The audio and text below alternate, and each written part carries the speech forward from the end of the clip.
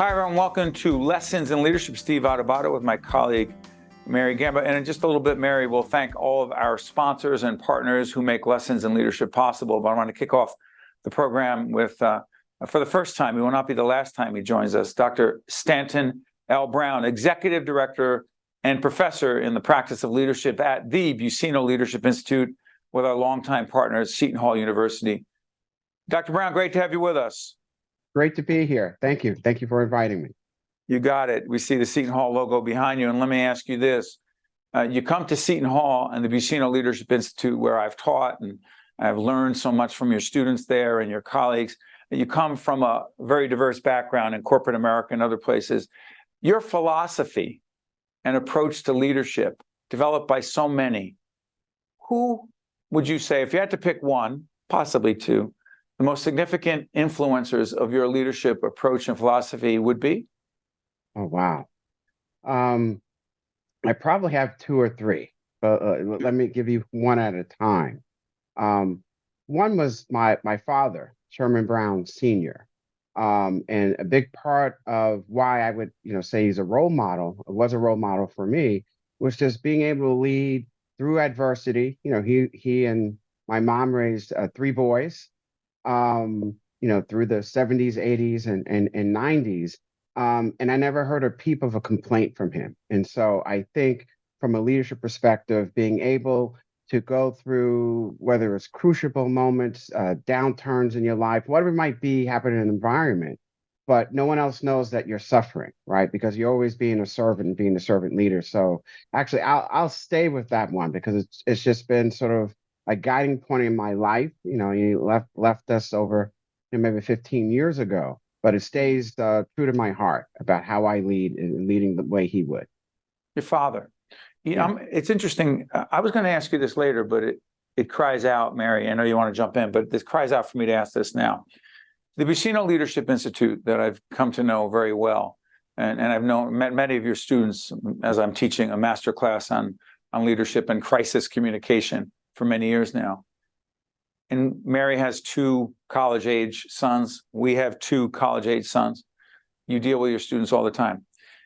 The word grit, when you were talking about your dad, you didn't use the word, but it seems to me didn't complain, no matter how tough times were. Mm-hmm. He had a tremendous amount of grit, and he imbued that in you. Long-winded way to get to this question. There are some who argue that younger people, college students today coming out, that they lack the, quote, grit needed to get through tough times because too many of us have told them too often how great they are, and they're not necessarily, a lot of generalizations here, I know, they're not great at hearing tough talk and tough conversations, and they don't have a lot of grit. I don't know if I buy it. What do you say, Doctor? Yeah, well, and I think that's our fault. I also have a college age, junior, and sometimes we're protecting our kids so much, right? And I think with my dad, call it grit, call it resilience. It's sort of something that you learn as you grow up and go through experiences. And I think as parents, I spent some time in the K-12 industry, running charter schools and leading there. We want to protect them so much, but they need these experiences. So, I would say, and again, I've been so impressed with the students in our program at the Buccino Leadership Institute, and a lot of them have been through some stuff, and they've gotten that grit. Got a lot of things happen in their life before they got here that took that edge off. But others, need to go through some experiences, and some are going to go through it later in life, and some go through it early. But I'm also a believer in grit, and it's kind of hard to teach. And that's why if you have experiential learning, what we do here that sort of anchors our curriculum, can put you in those situations, at least in a somewhat safe environment before you go out in the real world. But I believe that's important, that you got to be resilient and have grit to be able to manage changes in your environment. If a global pandemic hasn't taught us the need for resilience and grit, I don't know what will. Go ahead, Mary. Yeah, one thing that I was thinking about as you were talking is the connection between, we have our young adults. I know the Buccino Leadership Institute prides itself in taking students from different disciplines, right? Mm. So you're bringing them into this cohort, this group of students. Some may be a computer science major, some may be art, some may be an English major, some may be political science. What advice do you have for young adults today to remain open-minded to others' points of view, especially tied to leadership? Because when you bring all those people into a room, there must be conflicting views. What is your viewpoint, and what is your hope for the Buccino Leadership Institute in that regard? Sure, that's a great question. Great point. Is so I have the belief, and I've been in a lot of different places, from insurance companies to big, banks and very small schools, that you try to run. And I would tell you that I would tell students that you have to honor the diversity of thought. And there's many aspects of diversity, but particularly diversity of thought, because you're going to learn from that. So respect that people have different ways, different routes to a solution. And I experienced that. I was trained to as a management consultant, is that this is how you help a client get there, and you get there pretty quickly, and you have different tools and methodology. And then when I jump into the K-12 industry and part of higher ed, they just think differently. No less smarter, maybe a little bit smarter than other folks I found in the industry, but there's different routes to get there. So if you don't respect that, and as a leader, you're going to miss what the answer is, because the answer is all around you. And so I think that respecting the diversity of thought, and that's why we put our students in these interdisciplinary teams, Mary, so they could see how a someone who's going to start in nursing, and then you have a finance person, that together on a project, and they may come at it differently, right? Because they go through, there's just different ways, particularly as they go through their years here at Seton Hall, different ways they've been being taught to think. And in a leadership organization, I want you to be able to take all that in and then make decisions collectively, and then individually too, based on that diversity of thought, to come up with a really good solution. So stay on that, Dr. Brown. And by the way, Dr. Brown goes by Stan. Did you tell us before we got on the air that you have an identical twin? Yes, I go by Steve too. Sometimes my father used to call us Steve, and we say I we love would that there say was our probably a name. lot of trickery though through the years. We do that with my dad. My sister and I are not identical twins, but we sound exactly the same on the phone. So we will often play tricks on my dad and pretend like we're one another on the phone, which is just too funny. We didn't do it when we were younger, but when we were older, we tried some of that as Wait a minute, adults. but hold on. Doctor, do you actually go by Steve at home? I'll see people on the street, and they'll have a discussion with me and think I'm my brother, and I just continue it because Oh, it I takes love too it. long So to explain that you're mind-blowing. identical I twin. love it. Yeah, I love it. it's just easier. Let's shift gears again real quick. Yeah. So the master class that I've been honored to teach for several years at the Buccino Leadership Institute is about, let's call it, the connection between leadership in challenging times. So what we often do, without going into a lot of detail, is create a crisis, a problem, a situation, things you've been dealing with, Doctor, for years in all various leadership roles. And we say, all right, here's the situation. It's a problem. Now, you've got to be the leader communicating to these various audiences on what the situation is, what we need to do, and we do a tough Q&A with them. And we put them under a lot of pressure, which is why I'm so impressed by the students who signed up for this. Question, in your mind, what is the correlation, the connection, Dr. Brown, between being a great leader and being a solid, confident communicator under pressure? Got you. It is almost one and the same, right? So you could be a great thinker, tactician. You have the answer. You made the calculation. You've done all this stuff. If you cannot communicate and influence people that you have a path to be able to follow, you're going to be dead in the water, right? And even we see that in our politics and the world it's about how can I convince people, have the decision science behind me that I can present to folks who like to hear that type of stuff or read it, but also have people to be able to follow me. So if folks are not going to follow you, I don't care what type of answer you got, it's not going to work. If you are also, what the kids say, into your feelings, right? You caught some feelings. You're also, you're emoting, right? Along with everyone else, because you're in a crisis. Is that folks can't hear that you have a solution. And so I think being able to, and that's part of communication. That's part of, particularly with, our millennials and Gen Zs that, it's claimed that their attention span is a lot shorter because of everything they're exposed to, is that how do I get people's attention right away? Yes. And the phone and knowing what's true, what's false, there's a lot of conflicting information. And just what do you do at that period of time? So it's very important to be an effective communicator. That's in your speech and how you write. You have to teach kids nowadays in college how to go back to writing and be able to write something, critically and have it believable. And then, your posture and the etiquette you take when you're inside a meeting, that folks see your executive presence and know that, oh, the way you're standing, the way you're moving your hands, obviously what you put on the screen if you're using PowerPoint just makes sense and communicates that you have some sense of what the direction should be.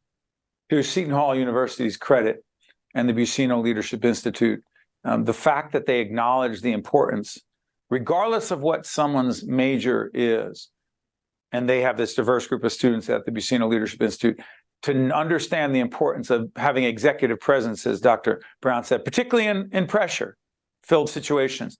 That is leadership. It's not some separate skill set. I don't care what field you're in. I'll get off my soapbox on this. It doesn't matter the field you're in. You're going to be in a tough Q&A where you're asked tough questions in front of a tough, challenging audience. And if you fold because it's too uncomfortable, you can't make a difference. You can't lead. All right, I'm off my soapbox, Dr. Brown. I look forward to being on campus very soon again. We thank you and all of your colleagues at the Buccino Leadership Institute and our great friends and partners at Seton Hall University. Thank you, Doctor. You're welcome. Wonderful to be here. You got it. I'm Steve Adubato, Mary Gamba, and that's Dr. Steve Stanton Brown. He's got a lot of names, but he's the director of the Institute. We'll see you right after this. This edition of Lessons in Leadership is made possible by the Buccino Leadership Institute at Seton Hall University, Prager Metis, Valley Bank, the International Union of Operating Engineers Local 825, the North Ward Center, the New Jersey Sharing Network, Delta Dental of New Jersey, the Helix, Fedway Associates Inc., Veolia, Resourcing the World, Choose New Jersey, and Seton Hall University, showing the world what great minds can do since 1856. This is Mary Gamba. If you want more leadership tips and tools, log on to stand-deliver.com. Promotional support for this edition of Lessons in Leadership with me, Steve Adubato, and my colleague, Mary Gamba, has been provided by NJ.com, NJBIA, and New Jersey Business Magazine, CIANJ, and Commerce Magazine, and Meadowlands Chamber, celebrating 50 years of building connections and driving business growth. The essence of the North Ward Center is ingrained in our values, thoughts, and actions. What began as a storefront on Bloomfield Avenue has evolved into a life-changing community nonprofit. The mansion is steeped in tradition, but with all of its grandeur, the true essence of the North Ward Center is in the people we serve. So as the North Ward Center commemorates 50 years of service, let's also celebrate the many opportunities yet to come.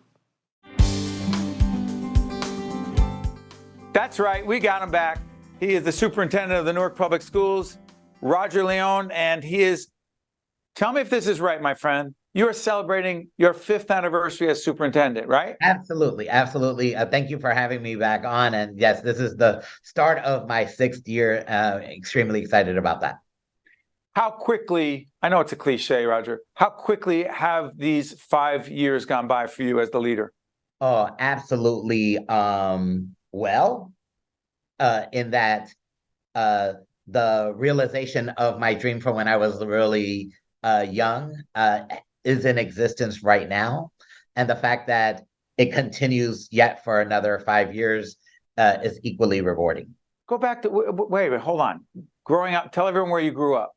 So if people don't know, born in the city of Newark, attended Newark schools, was a teacher in the city. I'm from although I was born in the South Ward, I grew up in the East Ward. Oh, you mean Down Neck? Down Neck, Ironbound section. Yes, Hawkins Street School, Hyatt Court projects, absolutely.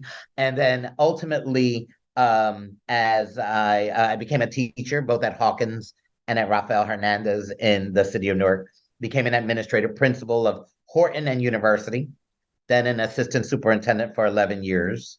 And then what I'm doing right now is something that, when principals were talking to me when I was much younger, they said that there was this person in our school system that was a superintendent of schools, and that the superintendent's job was to help make the dreams of children realized. And at 5 years old, I was like, that's what I want to do. I want to make other kids' dreams real.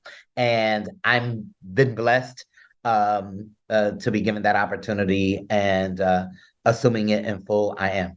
Love it. Go ahead, Mary, because I got a whole bunch of things I want to ask Roger. Go ahead. Oh, so do I. And I have the question that I think everybody wants to know. What are you most proud of for over the past 5 years? I've got to know. Leadership, communication, an achievement, an initiative. What are you most proud of? Oh my goodness. So obviously, there are a whole host of things. Given the realities of what we lived since 2020 with the pandemic, there are some national trends that are occurring that are not being realized in Newark. One of them is, in fact, the reduction in enrollment, which is a national issue in terms of students not in school. So I just opened up the Nelson Mandela Elementary School at the start of this school year. It's the 9th school that I've opened since my start. Our enrollment is increasing. We have about 39,000 students in our schools. Just less than a decade ago, we had about 34,000 plus students in our schools. So we've increased enrollment. The high school redesign strategy and the partners that are assisting us in that work, it has been really resulting in the intended goals. We have students graduating. The class of 23 graduated with $94 million in college scholarships as an example of kind of the progress that we've made in a very short time period. The highlight just of last week alone, President of the United States and the Secretary of Education identified Technology High School as one of the country's blue ribbon schools. Amazing. For 2023. So it now joins a repertoire of schools in Newark that are of distinction, and highlighting that has obviously been icing on the cake. And make sure we put up the website for the Newark Public Schools so people can find out more about what's going on there. Roger, in one hand, we're happy, proud of the work you've done. We celebrate your 5th year, going into your 6th year, but this is a tough one. On Lessons in Leadership, we talk about juggling different demands. Let me try this one for you, right? You've got your students, 39,000, right? Yes. They come first, always. You've got your teachers. You got your teachers union. You got parents, and you got the P word, politicians in the community. How the heck, as a leader, do you juggle all those demands and interests and still put your head on the pillow at night and go to sleep, clear conscience? Sure. So the reality of everything that I've lived as a child from this city, I since my kindergarten teachers, Ms. Del Val and Carol Pavlo, through my high school mentor, Mr. Ferran, in debate, I've been blessed with having the very best instructional staff members educating me. The 3 principals, actually 4 principals, 2 in elementary school, 2 in high school that I had, Howard Caesar, Dr. Gene Fody, Gene Fody, wow. Pat Restano, and Mr. Majors. Those 4 men and all of my incredible teaching staff members always instilled in me as a kid that which I'm bringing to the superintendency. And that is, while all of those factors exist and are true, that being centered on kids is always the focus. And that when we're having conversations that involve adults, that the whole idea that children at the center is one of the district's 5 core values is not only because I believe that it is true, but that this organization subscribes to that as a reality. And that we know that there are a bunch of factors we could go, oh, well, this occurred, this occurred, this occurred. How is that keeping children at the center? That we're so large in New Jersey that, in fact, sometimes the communication may not be as clear to really focus everyone on all that is important. So what has been good for me and easy to put my head on the pillow is that I know that every night I go to sleep and every morning that I wake up, it's what are we doing for kids, keeping them focused, keeping everyone focused on that ultimately has been the most of everything that has been rewarding, the most rewarding, because ultimately at the end, the only way that we make the city of Newark better and the rest of the world, because children in Newark need to understand that the world is going to become better because they are in it, is the education of our children. Good stuff. Mary, go ahead. Yeah, Roger, I'm really curious about this. Has the messaging changed, or is it going to change for our young adults post-pandemic? And I will say post-pandemic, for those students now that are, sophomores, juniors, seniors, who went through so many years of uncertainty, so many years of hybrid learning, how has that messaging changed for them in terms of how do they prioritize their own success? What skills are they going to need to go into the workforce, or has it changed at all? Yeah, so a lot has actually changed. I think we would have been here anyway, but probably not as fast as we are. That there's this whole virtual space that our students and that we instructionally were really not leveraging. We were doing it. There were opportunities historically that we've had in the district where with interactive television classrooms, we were providing students in that world. But the fact that the pandemic moved us closer to there changed instruction a great deal, as well as the preparation of our students and their parents at home, because we actually had to convert kitchens and living rooms and bedrooms into classrooms for us. So the whole increasing not only the technology, Wi-Fi access, hotspots were all pandemic driven. But I'm pretty confident that we would have eventually been in a place where we are at 1-to-1 where we are right now. As it relates to students and their preparedness, that's extremely important, because we did learn that, we do know that in the workforce, part of what our students are going to need to be able to do successfully is not only to think, but to be able to articulate that thought. And in the work that we've done in debate, and especially in speech, and definitely in the work that we did in Stand and Deliver, the ability to articulate that thought verbally and in writing is extremely important. And I guess the last point that I'll make on here is that we've always known, but the ability for our students to be as savvy as necessary has been realized more so than not as a result of the pandemic with regards to emotional intelligence needs of our students. Being able to be savvy enough, even though they're younger, to read the room, to actually be able to see that the words that they are saying, using, coming out of their mouth, what are the implications of it, to allow the room to be a learning lab, if you will, so that when they read it right, they know how to respond. Our students find themselves more times than not in situations where they're assuming what somebody is saying and thinking, and that's simply because they really didn't read it right when they were actually thinking and assuming something else. A final point about what the superintendent is saying. For 20 plus years, our organization ran a program called Stand and Deliver, which the superintendent made mention of. Mary ran that program for 22 years, Mary? Yeah. 22 years. An after-school initiative where we taught, coached, mentored young people to be the best public communicators they can be. The message came from Gandhi, I believe. We asked everyone to be the change. We said, make a presentation about a change in your community that you want to see. Gandhi said, be the change you want to see in the world. Now, we ran that program 22 years now, and every public high school in the city of Newark participated in it. Virtually every one of those young adults were Black or brown. And their futures, what so many people think so little of them and what they can do, we believe differently.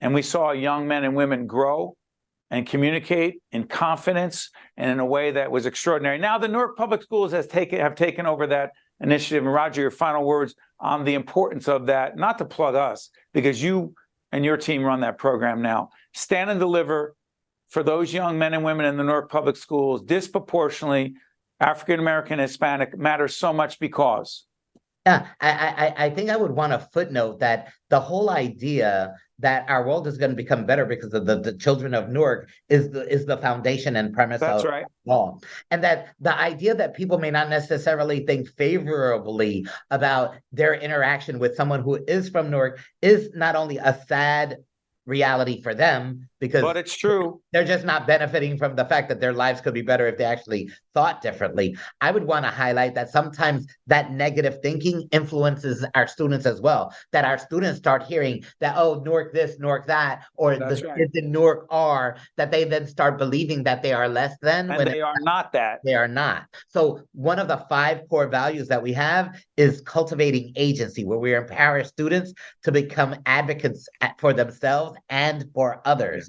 That the focus is that they are an agent of change. This is a lot embedded in That's the work that I know that you all have done. So the idea that our 10-year strategic plan is focusing our young people and the community on the importance of the role that they play is influenced by the public service announcements that we're launching. 11 public service announcements that are spearheaded and led, in fact, by our students, sending strong messages to their classmates across the entire city of Newark to let them know how valued they are and how much things will be better because they exist. That's Superintendent Roger León. 5th year, his anniversary, 5 years going into his 6th year. We've been partners for a long time on behalf of the young men and women in the Newark Public Schools. Thank you, our good friend, Roger León. Thank you, sir. Appreciate being on. You got it. We got a couple minutes left right after this. Stay with us. Promotional support for this edition of Lessons in Leadership with me, Steve Adubato, and my colleague, Mary Gamba, has been provided by NJ.com, NJBIA, and New Jersey Business Magazine, CIANJ, and Commerce Magazine, and Meadowlands Chamber celebrating 50 years of building connections and driving business growth. So there it is, Mary. We got about a minute and a half left. Roger León, Dr. Brown from Seton Hall, important messaging, but here's the thing I took from it. It's so clear to me that so many people expect so little from inner city youth, and they're wrong. They miscalculate, they underestimate, and our lives, and I'm not going to make this a commercial for us, but for 20 plus years, we dedicated ourselves to helping those young men and women find their voice, to speak out about change, not just talk it, but live it. How important? So important. And I'm just so excited for the future, not only from, the Newark Public Schools and the students that Roger referred to, but to Dr. Brown talking about the students coming out of the Buccino Leadership Institute. The more that our institutions, both of higher learning, also our, K through 12, can focus on these essential leadership and communication skills and instill them and the importance of them in our students, not just memorization of historical facts and all of that, but actually just being good human beings, being aware and being able to communicate and confident in their communication, to me, is key. And finally, Mary and I got to see close up young men and women from the city of Newark, a brick city, my hometown, find their voice, find their confidence, and get up on a stage and be the leaders and communicators they're capable of being.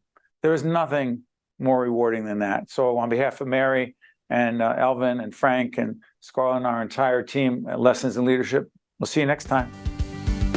This edition of Lessons in Leadership is made possible by the Buccino Leadership Institute at Seton Hall University, Prager Metis, Valley Bank, the International Union of Operating Engineers Local 825, the North Ward Center, the New Jersey Sharing Network, Delta Dental of New Jersey, the Helix, Fedway Associates Inc., Veolia, Resourcing the World, Choose New Jersey, and Seton Hall University, showing the world what great minds can do since 1856. This is Mary Gamba. If you want more leadership tips and tools, log on to stand-deliver.com. That's stand-deliver.com. Promotional support for this edition of Lessons in Leadership with me, Steve Adubato, and my colleague, Mary Gamba, has been provided by NJ.com, NJBIA, and New Jersey Business Magazine, CIANJ, and Commerce Magazine, and Meadowlands Chamber celebrating 50 years of building connections and driving business growth.